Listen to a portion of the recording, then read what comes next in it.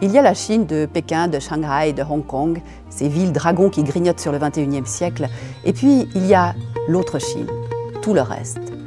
Pour Marité et Étienne Roux, ça aurait été les provinces du Guizhou, du Sichuan, du Yunnan, là où ils sont allés à la rencontre des gens.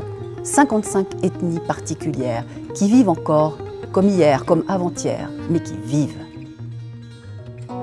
Plusieurs ethnies de la région du Rongjiang portent curieusement un chignon de travers.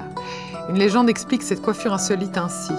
Il y a fort longtemps, un visiteur important se promenait dans la région et une de ces dames lui demanda « Où vas-tu donc ainsi avec toutes ces chèvres ? Ce ne sont pas des chèvres, ce sont des montagnes que je déplace. Je les ai transformées grâce à mes pouvoirs magiques. » La jeune femme impertinente se moqua gentiment de lui. Voilà un dieu qui prend ses chèvres pour des montagnes. Vexé, l'homme qui était tout de même Lei Gong, le dieu du tonnerre, donna un soufflet à l'effronter et son chignon tomba sur le côté. Marité et Étienne Roux sont des enseignants valaisans très globe-trotters dans l'âme. Pour leur 3e expédition, ils sont partis de longs mois en Chine pour vivre directement au contact de ces populations, savoir comment elles vivent et elles meurent, comment elles élèvent leurs enfants, elles mangent, elles se soignent, elles s'amusent.